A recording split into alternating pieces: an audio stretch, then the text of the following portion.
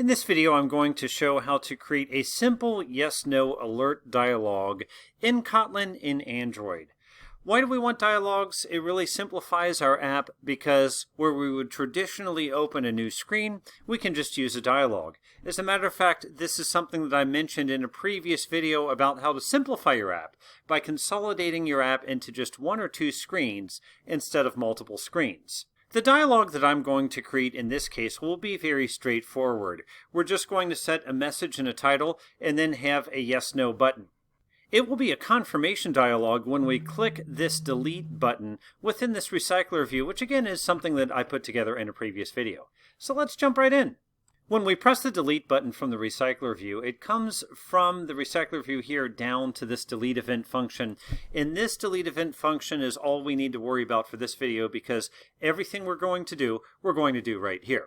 Let's start by building our alert dialog. We'll import the alert dialog and pass the activity to the builder. And let's save that in a variable.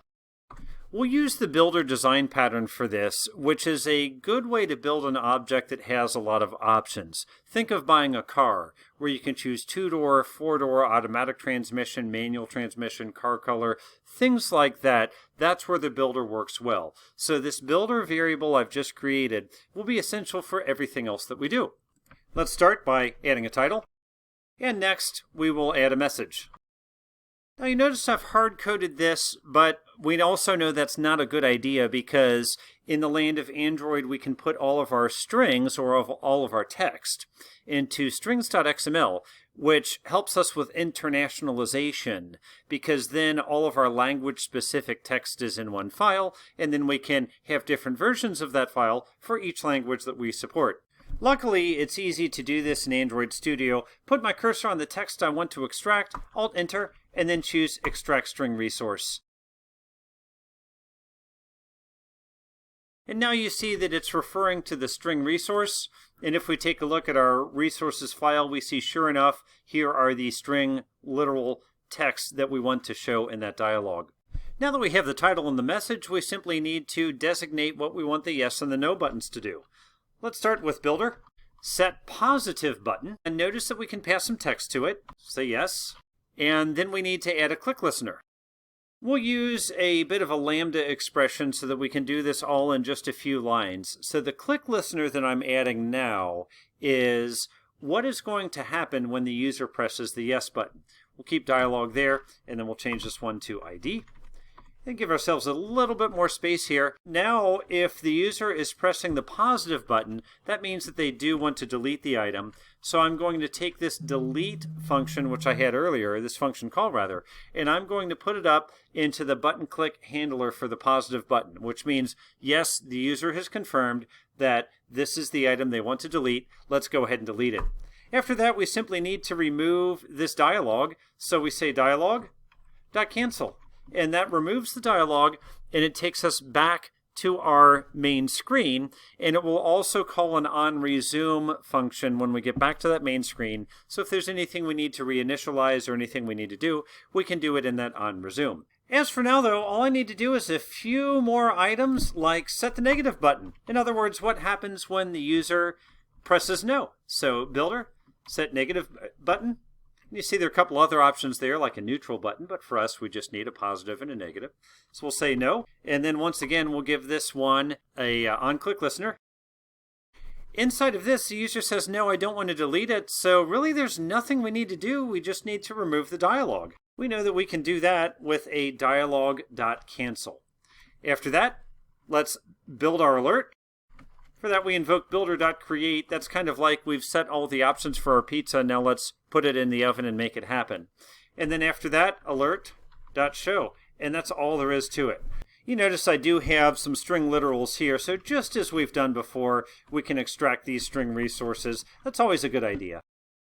And at this point, I'll simply set a breakpoint, and let's watch it happen. The debugger started, so let's take a look. I'm going to try to delete this lower item here by pressing on the button. We notice that a breakpoint hits where we get the button click handler for that delete button. Now I choose F7, and you see it's going to build the alert dialog. Look at the emulator.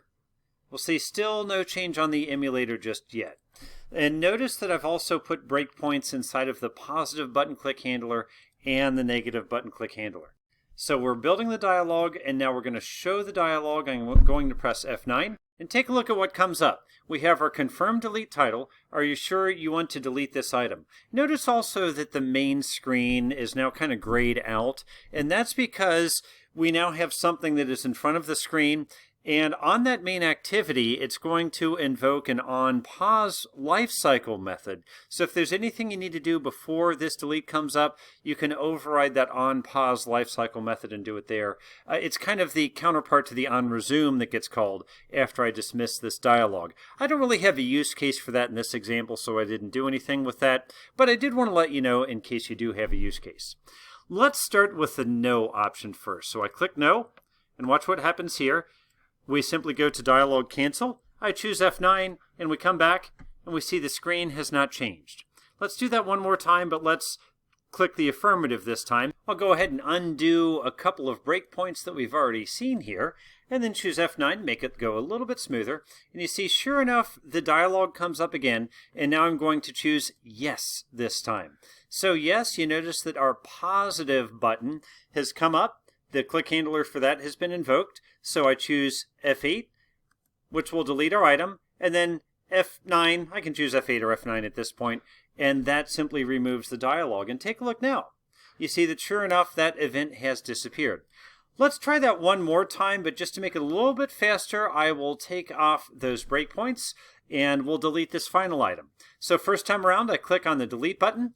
We see we get our dialog box appears. I choose no the first time. Second time I click it. This time I'll choose yes, and you see that in just a moment it went away. So in this video we've seen how to create a simple yes-no alert dialog in Android with Kotlin, and that can help us make a much simpler Android app, because traditionally we'd maybe show a different screen where we would delete something and then a confirmation on yet another screen, and then we get a layout that looks like this, which is not what we want. By creatively using dialogs, we can simplify our app significantly into just one or two screens, which makes our app a lot easier for our users to comprehend, and it also is a lot less code that we have to write.